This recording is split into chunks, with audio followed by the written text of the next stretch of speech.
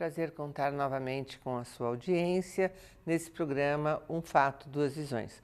O programa ele é produzido pela Faculdade de Ciências Humanas e da Saúde e pela Faculdade de Educação. No dia de hoje, o nosso convidado vai falar sobre animais de estimação e a família.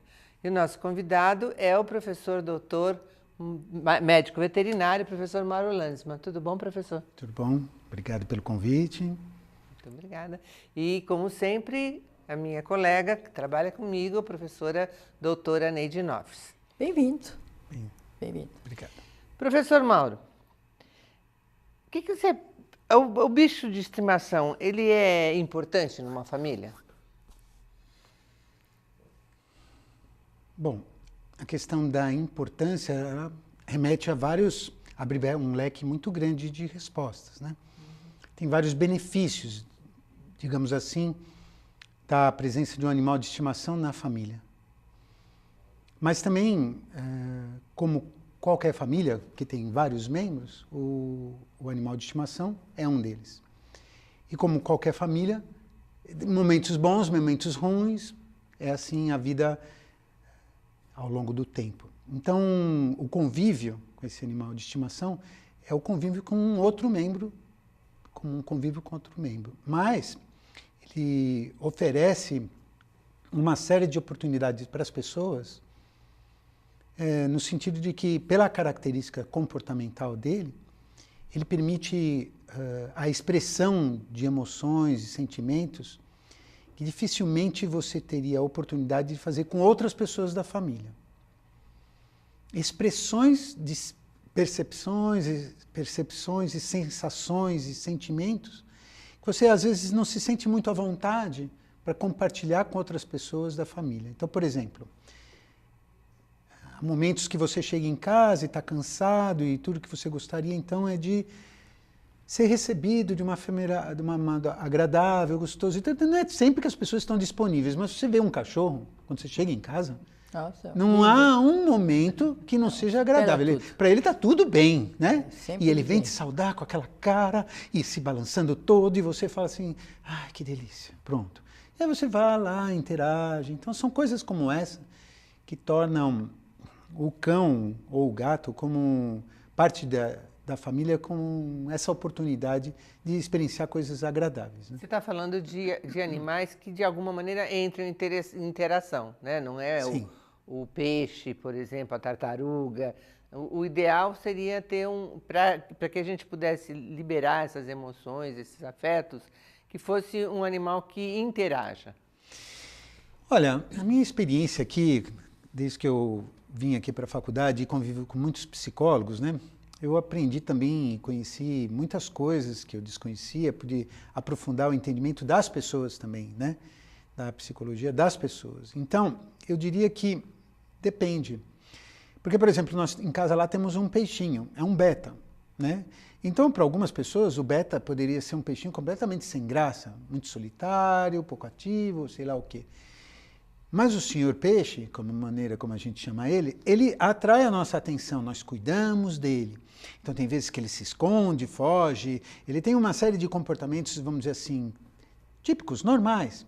Mas pela minha visão como ser humano, a hora que eu olho para ele, dependendo do estado que eu estou, dependendo do momento que eu estou, da disposição, eu falo, puxa, senhor peixe, não quis falar comigo hoje e tal, e fico chateado mesmo, assim, puxa, ele fugiu de mim e tal. Então isso demonstra uma característica humana muito típica, né, que é a projeção. Então sempre que você tem um animal de estimação, ele te possibilita esse processo de projeção de coisas pessoais suas. E quando isso acontece, na relação, tanto pode ser uma coisa positiva como ser uma coisa não tão positiva ou negativa até, né? Então você vai reforçar algumas crenças, que você tenha seu respeito no mundo, sua inserção, e outros momentos pelo contrário, você vai se sentir acolhido, você vai se sentir valorizado, vai depender muito de pessoa para pessoa, de animal para animal, porque certos animais propiciam um tipo de projeção, outros outro tipo de projeção. Então isso vai da escolha que você fez. Então vamos dizer que você escolheu um cão. É diferente de escolher um gato. São animais completamente diferentes e que nunca se deve comparar. O cão é muito melhor, o gato isso, aquilo. Agora, Mauro, não tem nada a ver. Eu percebo que a entrada de um animal na casa altera a família, né? Ou seja, aquele animal acaba compartilhando de situações, né? E que aí precisa mudar às vezes, porque nem todo mundo da família, às vezes, inicialmente é de estimação. Normalmente vem para casa porque alguém gosta mais, se é criança. E porque o namorado deu. Porque deu. E aí você tem que se adaptar, né? Há uma alteração, por exemplo, tem um caso na minha família que ela tem um problema de deficiência mental e o médico orientou que tivesse um cachorrinho, tá certo? E fez bem, mas a entrada do cachorro alterou a dinâmica, porque era só a menina que tinha foco, agora a menina e o cachorro, né? Porque também merece atenção. Como você vê isso? A mudança da família a partir desse animal de estimação, ou animal. Depois se torna de estimação. Não sei se já começa de estimação, mas bom, a minha perspectiva é sistêmica. Eu sempre vejo a família como um grande sistema. Sim. Cada vez que você introduz um indivíduo, seja humano ou não humano, nesse sistema, você promove uma alteração desse sistema inicial. Como esse sistema vai responder a isso, vai variar de família para família, etc. e tal. Então, a questão é que, às vezes, se universaliza o valor. É muito importante ter um bicho na casa. Isso não é verdade, não é? Às vezes as pessoas não estão preparadas, às vezes as pessoas não concordaram com aquilo e aquilo cria um conflito familiar que já estava muitas vezes eminente de acontecer e a entrada desse animal, ele só precipita uma crise, por exemplo, naquela família. Então, pode ser bom, pode ser ruim, então varia, né? Então, nesse caso, por exemplo, pode ser que o animal tenha um temperamento, uma forma de um tipo, né, um temperamento, uma forma reacional, um comportamento que crie mais problemas do que ajude, né? Então, por exemplo, o animal é muito agitado, né? Ou o animal demanda demais atenção. Então, ele começa a ter, por exemplo, ansiedade de separação, que é um tipo de queixa que eu recebo muito, vou atender as pessoas, porque tem um animal que não pode ser deixado sozinho, que ele destrói a casa, que ele faz isso, aquilo. Por que isso aconteceu? Por uma falta de preparação, por uma falta de orientação e uma disposição das pessoas naquela relação. Então, isso é um problema, né? Por outro lado, você tem condições que, em alguns momentos do ciclo familiar, que você tem crises. São crises mais ou menos previstas na história de desenvolvimento familiar. A entrada do cachorro pode ser uma boa, né? Pode favorecer a homeostase familiar, pode favorecer a comunicação familiar, e aí isso é uma boa. Mas pode virar, como eu disse antes, pode virar como um paciente identificado. Sabe, a minha família ia muito bem, mas agora esse cachorro me trouxe tantos problemas. Não é verdade. Não é que o cachorro trouxe problema. Ele foi o foco dos problemas daquela família, né? Então, você sugere que quando uma família vai, eu vou chamar, adotar um cachorro, né? Deve consultar um veterinário, não pode ser uma coisa aleatória. Vou lá e compro um cachorro e trago para minha casa. Você falou uma coisa que eu acho assim, super importante. Quando você falou assim, adotar. Essa palavra ela é fundamental, porque antes as pessoas falam, eu vou comprar. Exatamente. Quando você compra um objeto, uma coisa, você descarta, né? Mas o animal é um ser vivo, senciente, ele sofre, ele tem necessidades de bem-estar. Quando você adota um animal, você está plenamente disposto, deveria pelo menos, a acolher isso, né? Acolher um ser, porque você reconhece isso, né? E não está comprando, uma coisa que você depois não gostou, né? Mas você adotou, é um movimento diferente. Então, você está aí num processo diferente de se aproximar, de acolher, e aí é importante que essas pessoas, antes de fazerem isso, se informem mais sobre que animal está adotando, quais são as necessidades, entender bem qual é a disponibilidade de tempo, como é que está a disponibilidade afetiva. Você estava falando que algumas vezes você é chamado, e uma das coisas que você é chamado é para lidar com esse animal que tem ansiedade de separação. Que tipo de trabalho que se faz? Você pega o cachorro e treina, você conversa com a família? Muito legal você ter perguntado isso, porque assim, tem certas condições, porque claro, quando eu tenho uma certa formação, um certo estudo na área da psicologia, principalmente psicologia familiar, sistêmica e tal. Eu tenho um estudo, tenho uma preocupação e tal. Mas, às vezes, eu chego na casa das pessoas e elas estão num momento de vida, um momento que ocorreu uma crise, né? Uma separação, uma morte, sei lá, o nascimento de uma criança. Tem vários níveis de crise e tal, né? E a minha chegada lá, eu posso perceber isso, faz parte do meu trabalho, perceber a dinâmica que está acontecendo, o momento familiar, mas às vezes eu estou de mãos atadas porque eu não fui chamado para esse tipo de coisa, claro, né? Não tenho nem a autoridade para fazer isso, nem fui chamado para isso, enfim. Então, em alguns casos eu percebo isso, mas às vezes eu levanto a bola. Vocês percebem que a forma como vocês estão conversando entre vocês não está ajudando muito a encontrar solução? Então as pessoas ficam um pouco incomodadas. Eu dou certos toquinhos, digamos assim. Outras vezes eu não falo absolutamente nada, porque eu sei que não é conveniente, não vai ajudar em nada. Não estou lá para fazer diagnóstico, ficar chutando coisas. Então eu promovo atividades que vão com o animal, que é com duas finalidades. Uma é promover o bem-estar do animal. Então, por exemplo, um animal que não sai, então eu vou promover passeio. Um exemplo banal, assim. Você vai sair dessa maneira, você vai fazer esse tipo de atividade. Só que as atividades, às vezes, que eu dou para a pessoa fazer, não é só boa para o cachorro, é boa para a pessoa também. Então, por exemplo, uma pessoa que eu atendi que tinha tinha um cachorro muito medroso, e muito assustado, medroso e tal, e ela estava queixando daquilo, eu percebi que ela também era extremamente ansiosa. Então, eu fiz ela fazer um tipo de passeio, e no passeio, ela precisava deixar o bicho se afastar. Então eu recomendei uma guia extensora, que vai embora, e o bicho vai. E eu falei, deixa ele só 50 centímetros a mais do normal. E você senta e tenta ficar relaxada quando isso acontecer. E fui orientando como ela promovia um auto-relaxamento ao ver o animal se afastando dela, porque era insuportável para ela ver o bicho se afastando na guia. Ela achava que alguma coisa muito ruim iria acontecer. Então, você imagina, uma pessoa que estando assim, o bicho te olhando, ele percebe isso, ele não entende, certo? Mas a ansiedade, o medo, a insegurança passa totalmente, não só pelo seu comportamento corporal, mas a forma como você segura a guia, aquele jeito de segurar, o cachorro sente segurança, ou sente ansiedade, ou sente medo, e aquilo foi interessante. Bom, mas ela tinha ido porque o cachorro era ansioso e eu não falei nada para ela. Então, quando ela voltou algumas semanas depois, que eu pedi para ela fazer um retorno, eu perguntei, e aí, como está? Nossa, eu estou ótima. Ela falou, eu não tinha perguntado sobre ela, mas ela disse assim, nossa, eu estou ótima, eu estou muito melhor. Aí eu falei assim, e o seu cachorro? Ela riu e tal, né? Então, às vezes a pessoa, né, você tem vários tipos de atuação que vão combinar atividades que incluem passeio, incluem um adestramento pelo próprio tutor, que é em vez de dono, que dono é quem comprou, tutor é o que adotou, né?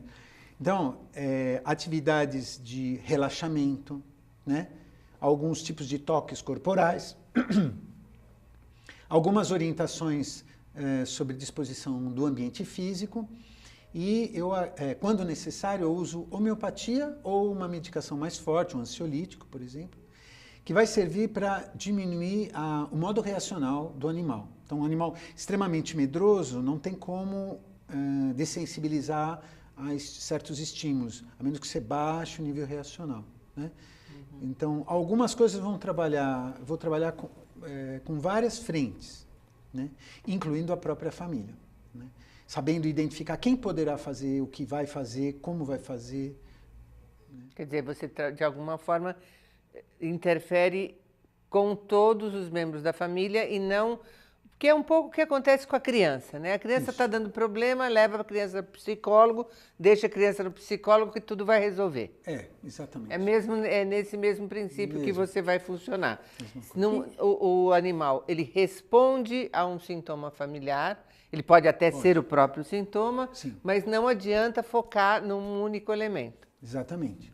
O que eu queria comentar com você, Mário, eu percebi que de uns anos para cá, essa situação da infraestrutura para os animais aumentou muito. Hoje sim, nós temos as grandes lojas de pets. né? O que era visto como um animal de estimação, onde a gente adotava, trazia, hoje tem toda uma infraestrutura que essas coisas, como você vê isto? Se isto é essencial para o atendimento do animal, Isso é uma expressão do momento histórico que nós vivemos, né? Nós chegamos num nível histórico de consumo ridículo. Né? Nós consumimos coisas completamente desnecessárias e com isso estamos produzindo uma grande quantidade de lixo. Né? E isso parece simbolizar status e sei lá o que mais. Né? Que não é o caso de eu ficar discutindo, porque Sim, nem é a minha área de não. atuação. Mas o que eu percebo é que esse consumo exagerado, exacerbado, que tem uma certa ansiedade, as pessoas, elas não querem, elas ficam comprando coisas. Então, por exemplo, eu vou na casa das pessoas, elas não dão um brinquedo para o bicho. Elas têm elas têm uma cesta de cheia de brinquedos. E elas jogam aqueles brinquedos ali e pensam... E cachorro precisa de brinquedo? Não, precisa. Deixa eu te contar a história. O cão, por exemplo, é um animal social. Então, brincar é dentro de um contexto social. Se você pegar um brinquedo e jogar para ele, ele vai explorar, porque o comportamento exploratório faz com que ele explore as possibilidades daquele objeto. Né? Então, ele tem um cheiro, ele tem um jeito de mastigar. Depois de um tempo, não interessa mais. O brinquedo mais importante para um animal de estimação, principalmente cão, é um brinquedo interativo. Porque o brinquedo interativo ele ajuda nesse processo da interação social, do brincar, porque é o brincar, não o brinquedo. O brinquedo é só o veículo disso, é só, né? É aquilo que vai possibilitar. Já está falando de criança, né? É a mesma coisa, né? Então, e você não deve jogar todos os brinquedos, achando que, veja, quantos brinquedos, ele tem tanta coisa para fazer. Ele já explorou todos, não interessa mais nada. Então, um brinquedo, você pode ter aquele monte de brinquedo, mas você vai trocando semana a semana. Mas isso aí, brinquedo ainda vai. Mas aí as pessoas começam a comprar enfeitinhos, coisinhas e sapatinhos e não sei o quê. Os machos têm que usar a gravatinha. É só uma expressão do consumo. Do meu ponto de vista, se essa ação, esse modo de se comportar das pessoas não prejudicar o bem-estar do animal, não trouxer prejuízo ao bem-estar do animal, está tudo bem. Porque as pessoas vão fazer o quê? É assim, né? Enquanto elas não se perceberem que isso, para o cachorro, para ele próprio, não faz muita diferença, e que o que elas deveriam estar fazendo é estar atento às necessidades, os estímulos que nós temos que fazer, não é? Como estimular aquele animal e oferecer um espaço para ele se expressar naturalmente o seu próprio comportamento.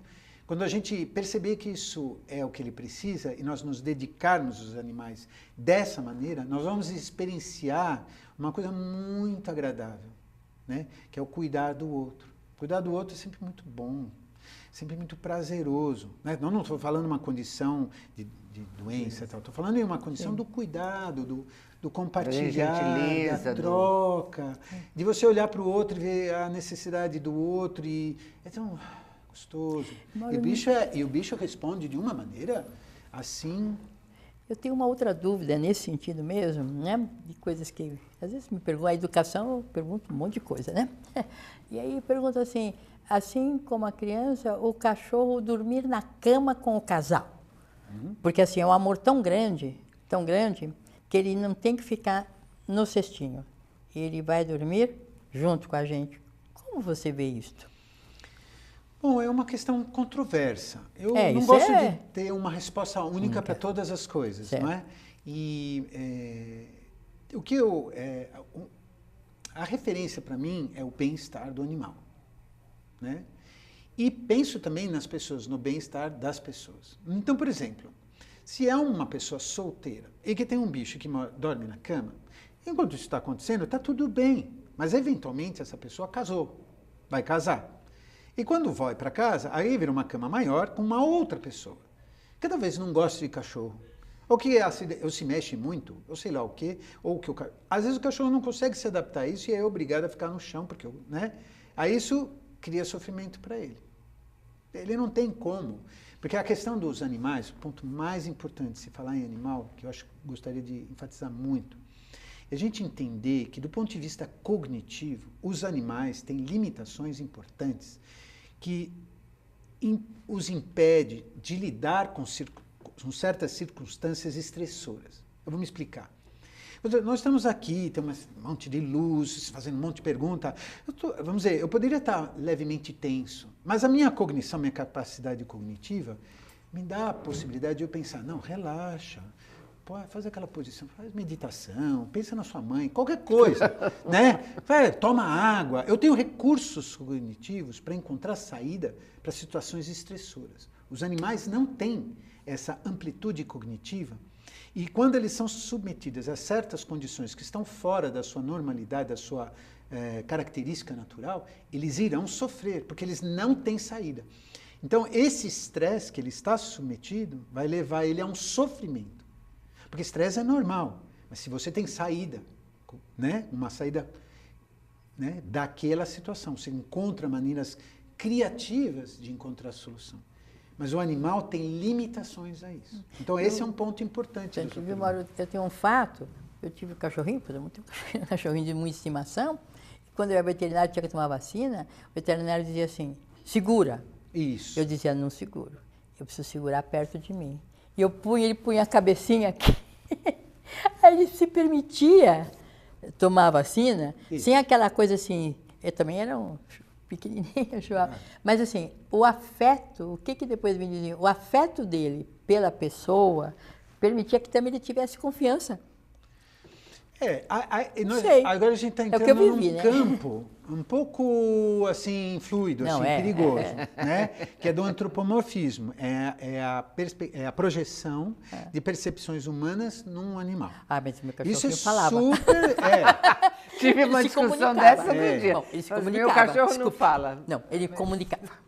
Então vamos lá, vamos atrapalhar. Não quero te atrapalhar. Mas não tem importância. É espontâneo. Eu mesmo não resisto. Tem uma cachorrinha lá perto de onde eu moro, a Xuxa, que eu adoro. Eu vou lá no portãozinho dela e fico falando com ela. E tá tudo bem, não tem problema nenhum, é humano, né? O problema é que quando a gente interpreta erroneamente isso e que, perigo, de novo, compromete o bem-estar. Então, por exemplo, voltando à sua questão, vou pôr um cachorro em cima da minha cama. Por quê? Por que eu vou pôr em cima da cama? Porque eu gosto. Então, ele gosta. E eu não estou pensando no futuro, que depois ele vai ter que ir no chão porque eu arranjei um namorado. Ou porque eu estou no meu quarto e estou querendo transar com meu marido, ou minha esposa, e o cachorro fica olhando para a gente.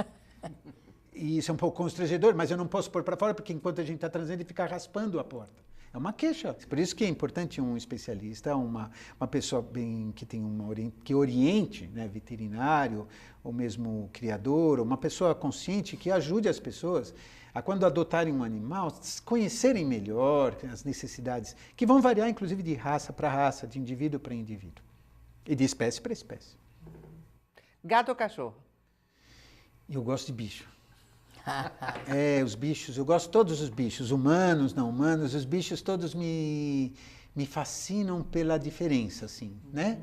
Então, por exemplo, um gato. As pessoas pensam que eu não gosto de gato, às vezes porque eu atendo muito cão. Tem alguns amigos que falam, você não gosta de gato. Não, eu gosto muitíssimo de gato porque é um bicho fascinante. Mas eu não posso esperar que ele seja um cachorro. Então eu não vou ter um jeito com gato que é o mesmo jeito que um cachorro. Eu tenho um amigo que tinha um macaco. Sim, mas aí a gente entra num outro problema. Ter animais silvestres como animal de estimação é uma deturpação. Então, é um egoísmo feroz das pessoas, porque elas acham que estão fazendo bem quando elas estão pegando um animal silvestre. Não é verdade. Elas não estão salvando o planeta, elas não estão oferecendo coisas boas para os animais. Esses animais, eles não podem ser retirados do seu ambiente natural. Então, o que a gente deve fazer é mantê-los lá e preservar esses ambientes, né?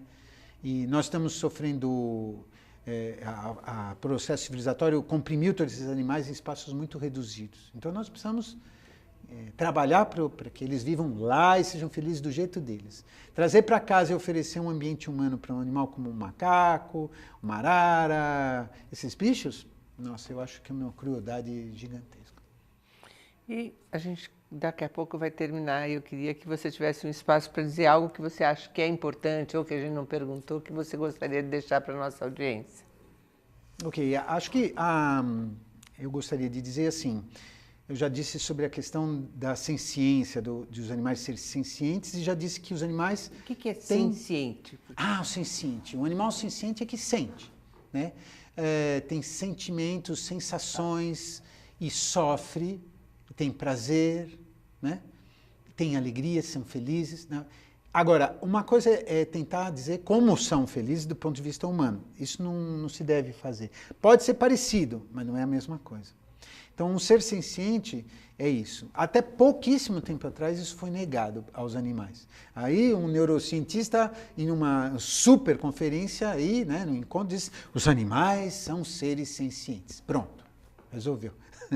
Então, essa senciência, né, reconhecer isso, e reconhecer as necessidades próprias de cada animal é o que eu gostaria de deixar de mensagem para o público, de uma maneira geral, para as pessoas aprenderem a conhecer e respeitar a necessidade desses animais. E isso se dá por meio de informações, de buscar por informações e tentar dentro de casa, para esses animais de estimação, cães e gatos principalmente, né, oferecer para esses animais um ambiente adequado, com estímulos adequados, que promova e possibilita que eles vivam de uma maneira mais feliz, né? E isso a gente consegue perceber pelo comportamento. Então você tem alguns casos das pessoas não percebem que o animal está sofrendo. Ele é tão calminho, é tão quietinho, passa o dia inteiro dormindo. É um animal que está sofrendo, porque ele não está, né? Então as pessoas, meu recado é esse. Não esqueça, o animal é um ser senciente, ele tem limitações cognitivas, não tem criatividade como a nossa, capacidade de resolver problema como a nossa, e depende de você, como tutor, para que ele tenha uma boa qualidade de vida, e isso vai se refletir na própria qualidade de vida das pessoas, porque se tem uma coisa que acontece é que esses animais oferece para nós um bem-estar também enorme, muito gostoso. Obrigada, professor. Muito obrigado pela sua presença, pela sua disponibilidade. Obrigado Obrigada a vocês também. pela Aprendemos oportunidade. conceitos, estamos aqui aprendendo. Legal. Obrigadão. Até logo.